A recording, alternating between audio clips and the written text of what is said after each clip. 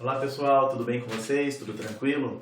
Bom, sou o professor Márcio Gomes e trabalhei com vocês ao longo de todo o período do edital do Ministério Público do Estado de São Paulo, um curso para auxiliar de promotoria, a disciplina de Geografia. Passada a prova, estou aqui para fazer a correção com vocês e a gente discutir qual questão é passível de recurso, qual não é, também entender um pouquinho aí como vocês pensaram em cada questão. Então, inicialmente, antes de abordar a correção em si, eu gostaria de comentar que estou muito satisfeito com a preparação que nós fizemos no NEAF. A maior parte, praticamente todas as questões que apareceram na prova foram debatidas no curso online, no nosso material Dicas de Última Hora e no dia D. Ok? Então, muito satisfeito, recebi vários agradecimentos aí de alunos e parece que, de um modo geral, vocês se saíram muito bem. Vamos corrigir então a primeira questão, a questão 46. David, coloca para o pessoal aí a questão 46. Então, como vocês podem ver em tela, observe a paisagem para responder a questão. E vocês estão vendo aí uma imagem em tons de cinza, uma imagem preto e branco, em que você tem alguns planos. Então, volta para cá, David. Conforme você pode observar na imagem, no primeiro plano nós temos algumas cactáceas. Você vê cactos, certo? No segundo plano, algo que você não sabe distinguir por conta da imagem estar em preto e branco, se é solo exposto, se é gramíneas, certo? E no terceiro plano, último plano, você vê uma área do relevo um pouco mais acidentado. Então, o fato da imagem estar em preto e branco poderia levar você a alguma confusão. Agora, o papo do Márcio, o parecer do Márcio enquanto geógrafo. Era uma questão muito fácil. O único elemento que poderia distrair vocês é o fato da imagem estar em preto e branco. Vamos dar uma olhada nas alternativas agora. David, lança para o pessoal as alternativas.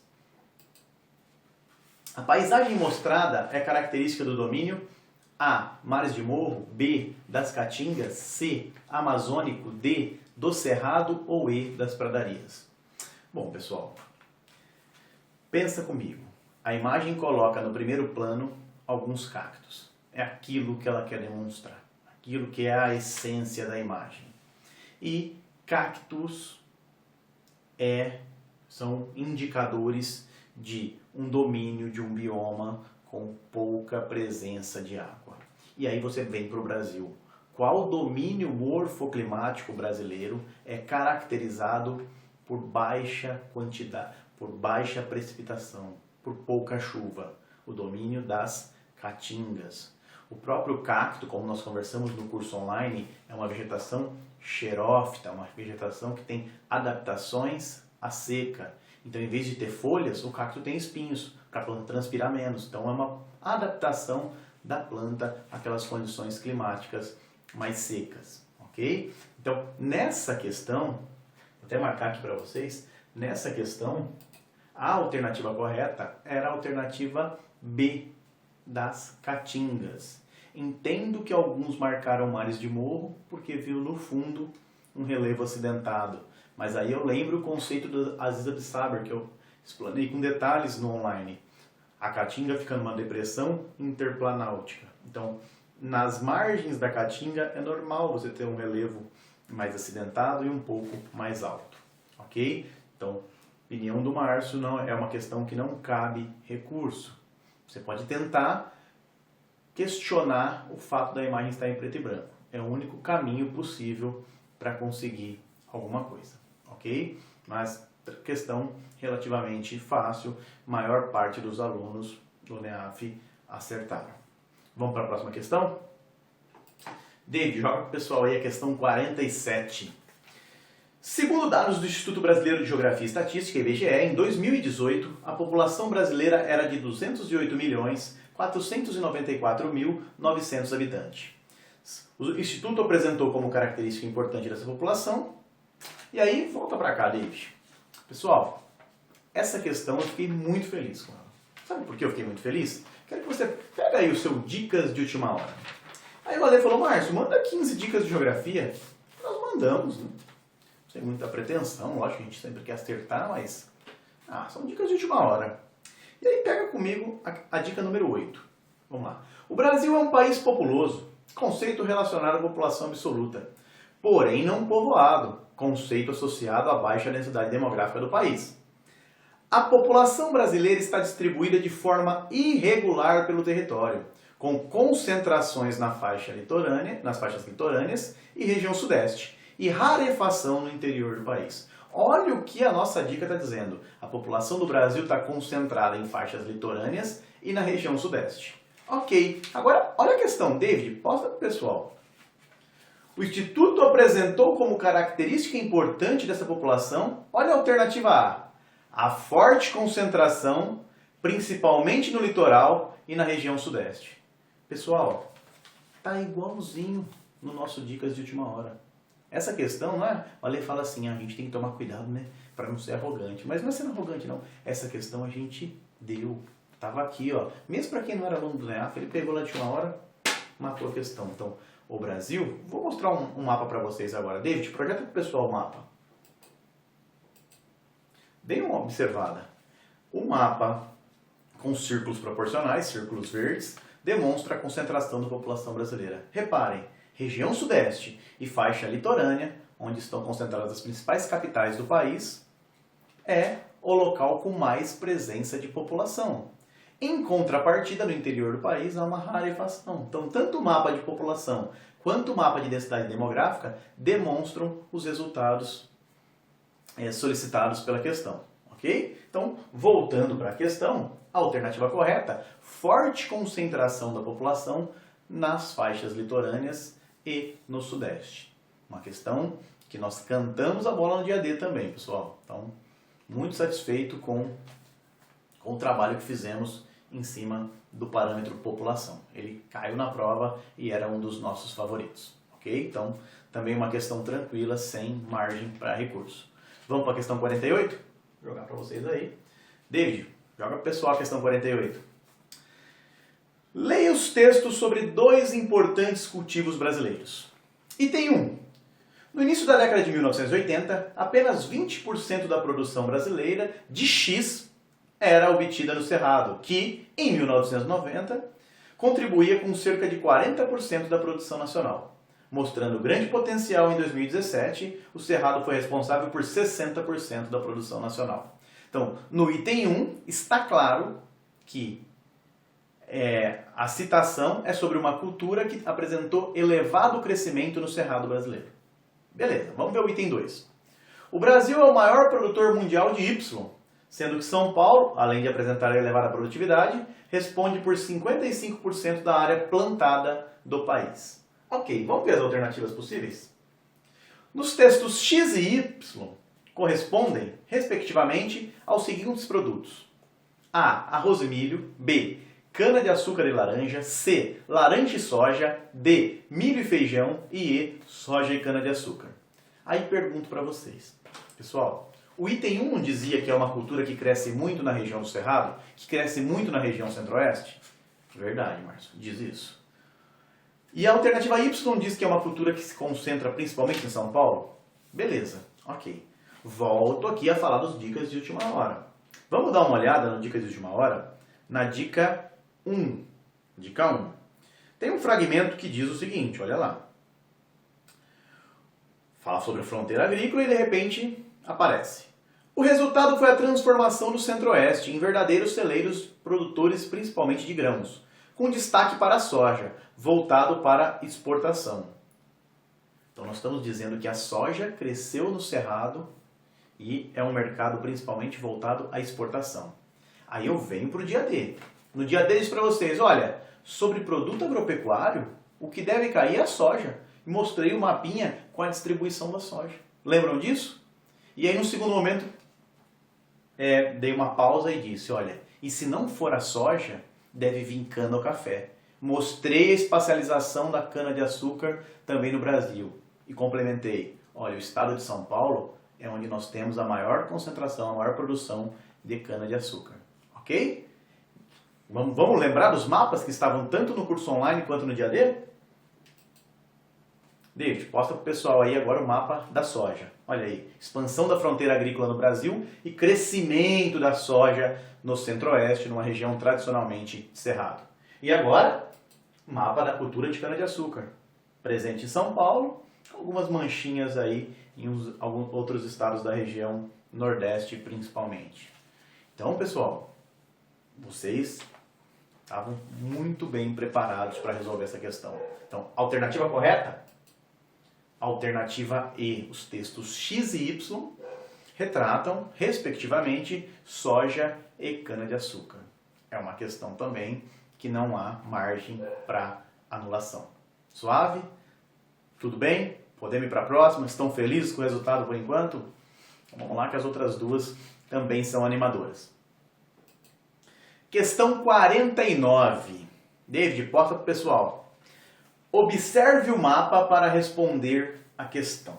Então, olha o que você tem nesse mapa. Olha com calma. Nós falamos muito sobre leitura de mapas no curso online. Região Sudeste, com destaque para São Paulo, aquela região entre São Paulo e Rio de Janeiro, uma manchinha. Belo Horizonte, Curitiba, Porto Alegre, manchas de destaque também. E depois, com menor intensidade, manchas em Manaus e Belém. Okay? Então, voltando aqui para mim, o que esse mapa retrata? Algum fenômeno com forte concentração na região Sudeste, especificamente em São Paulo. Ok? Isso está retratado no mapa. Beleza, Márcio, isso faz sentido. Vamos ver o que a questão esperava de vocês. Vamos lá. Assinale a alternativa que identifica corretamente a legenda do mapa. Alternativa A. Novas áreas de produção agropecuária? Errado.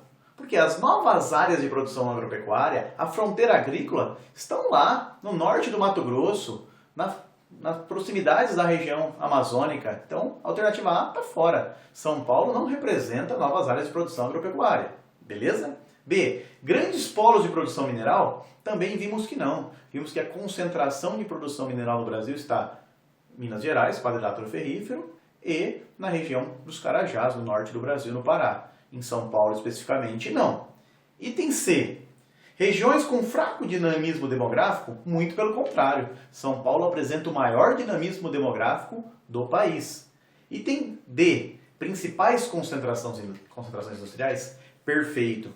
E aí volto aqui para o meu Dicas de Última Hora. Vamos dar uma olhada lá? Quero que vocês observem com calma a dica 10. A maior parte das indústrias do país encontram-se em uma região específica, mais precisamente no Centro-Sul, com grande destaque para o estado de São Paulo e do Rio de Janeiro, que abrigam mais da metade das indústrias do país. Poxa vida, não é o que a questão está perguntando para vocês? Então, nós colocamos também no Dicas de Última Hora. No dia D, um dos mapas que apresentei foi o da concentração industrial no país. E disse, olha, industrialização é um tema forte para a prova. Então, qual é? Vamos ver esse mapa? Vamos lembrar? David, posta para o pessoal. Olha aí. Espaço industrial brasileiro foi amplamente concentrado no início. E mesmo depois, com o processo de desmetropolização, com desconcentração industrial, ele ainda tem essas raízes de concentração muito presentes na região sudeste. Então, mostra um outro mapa aqui da indústria para vocês. 2 mapas que eu trabalhei no online, trabalhei no dia D e que representam um pouquinho da questão cobrada na prova. Então, alternativa correta? Alternativa D. O mapa representava as principais concentrações industriais do país. Beleza? Tudo tranquilo por enquanto? Podemos ir para a última questão da prova. Ah, Márcio, mas e essa questão? Dá para anular? Não, ao meu ver, é uma questão totalmente correta, sem margem para anulação. Poxa, Márcio, eu aqui esperando em geografia que a gente ia conseguir anular alguma coisa. Então, vou dar aí a única questão que eu, enquanto aluno, tentaria anular é a próxima. Então, para dar uma animada em vocês, porque sei que é a questão que teve o maior número de erros por parte dos meus alunos. Ok? Vamos lá? Questão 50. David, posta para o pessoal. Após 20 anos de negociação, o Mercosul e a União Europeia selaram, nesta sexta-feira, 28 de 6 de 2019, um acordo de livre comércio entre os dois blocos. A informação é do Ministério da Economia e das Relações Exteriores. O pacto é um marco histórico no relacionamento entre os dois blocos, que representam juntos cerca de 25% do PIB mundial e um mercado de 780 milhões de pessoas. Então você vê uma nota geral falando do recém-acordo assinado entre Mercosul e União Europeia. Mas vamos ver o que a questão espera de vocês. David, posta para o pessoal.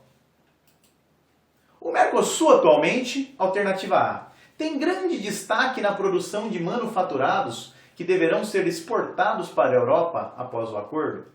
Pessoal, muita atenção. Por que muita atenção?